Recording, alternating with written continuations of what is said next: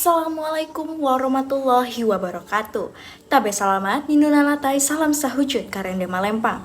Adil Katalino, baco ramin kak saruga basengat kajubata. Arus, arus, arus. Perkenalkan, nama saya Piping Ayu Kusumawati dengan NIM 25301060 133. Assalamualaikum warahmatullahi wabarakatuh. Shalom, Om Swastiastu, Namo Buddhaya, Salam Kebajikan. Tabe salamat, lingonalatai, salam sehujud karene malempang, adil katalinu bacuramin kasaruga basengat kajubata, arus, arus, arus. Perkenalkan, nama saya Aprina dengan NIM 2230 1060 1009.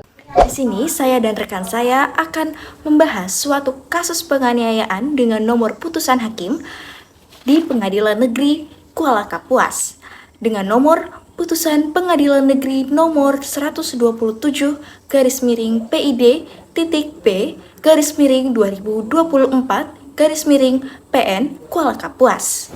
Di sini saya akan melanjutkan apa yang dipaparkan oleh rekan saya sebelumnya. Putusan ini membahas tentang tindak pidana yang mengakibatkan luka berat sebagaimana yang diatur di dalam pasal 351 ayat 2 Undang-Undang Kitab Hukum Pidana atau KUHP. Kasus ini bermula dari percekcokan batasan tanah antara Badruyansyah sebagai terdakwa dan Muhammad Sastra sebagai korban.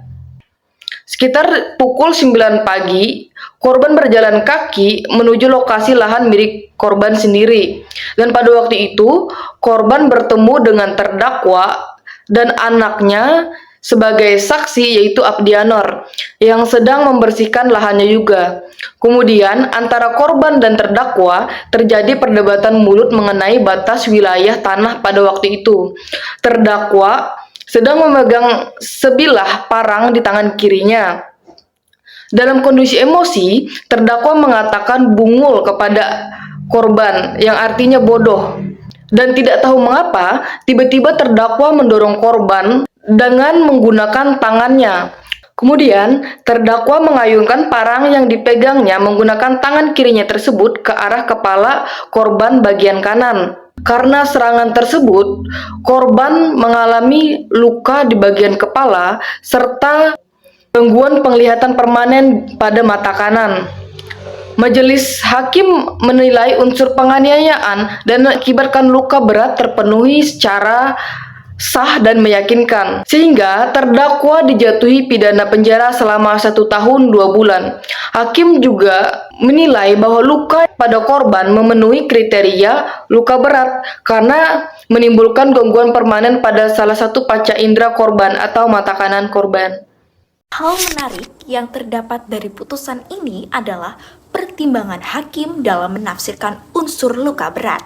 Meskipun visum et repertum menyebutkan derajat luka sedang, biasanya derajat luka sedang ini menjadi acuan utama dalam menentukan berat atau ringannya akibat. Namun, dalam putusan ini hakim tidak terpaku pada visum saja gitu, melainkan menilai secara faktual akibat luka terhadap korban, yaitu kerusakan permanen fungsi penglihatan mata di sebelah kanan. Langkah hakim ini menunjukkan penerapan pendekatan yuridis atau empiris. Hakim tidak sekedar menafsirkan teks pasal secara kaku, tetapi menilai akibat nyata terhadap korban. Hal ini sejalan dengan pasal 90 KUHP yang menyebutkan bahwa luka berat termasuk kehilangan salah satu panca indera.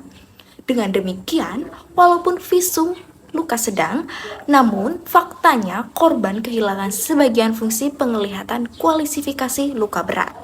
Nah, selain itu juga terdapat hal menarik dari hakim, yaitu hakim tidak hanya menerima permintaan maaf dan perdamaian saja sebagai dasar penghapusan pidana, karena akibat yang ditimbulkan bersifat serius dan permanen. Ini mencerminkan bahwa keadilan restoratif tidak dapat menggantikan keadilan retributif bila korban menderita kerugian secara fisik dan serius. Kami setuju dengan putusan hakim ini. Alasan kami setuju dengan putusan hakim ini dikarenakan menurut kami putusan ini sudah tepat menerapkan pasal 351 ayat 2 KUHP karena unsur penganiayaan dan akibat luka berat terbukti.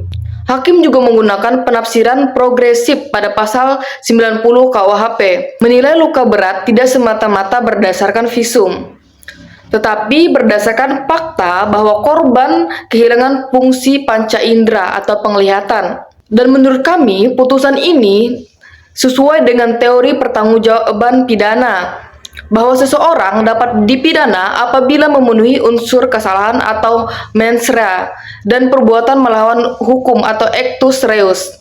Terdakwa terbukti secara sadar karena dia melakukannya dengan emosi, dan terdakwa mampu bertanggung jawab dan tidak ada alasan pembenar maupun pemaaf bagi terdakwa. Dan kami juga melihat pidana yang dijatuhkan hakim 1 tahun 2 bulan ini mencerminkan keseimbangan antara keadilan bagi korban dan kesempatan bagi terdakwa untuk memperbaiki dirinya. Hukuman tersebut menjadi proporsional karena menurut kami akibat lukanya cukup berat dan terdakwa telah menyesali perbuatan dan dimaafkan oleh korban. Tetapi belum ada pertanggungjawaban konkret sebagai bentuk ganti rugi. Jadi hukuman tersebut sudah tepat menurut kami.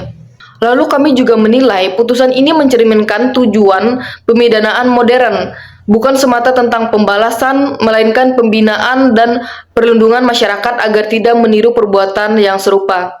Hakim secara tepat menolak tuntutan jaksa yang hanya 10 bulan karena dinilai terlalu ringan dan tidak memenuhi rasa keadilan. Itulah alasan kenapa kelompok kami setuju dengan putusan hakim ini.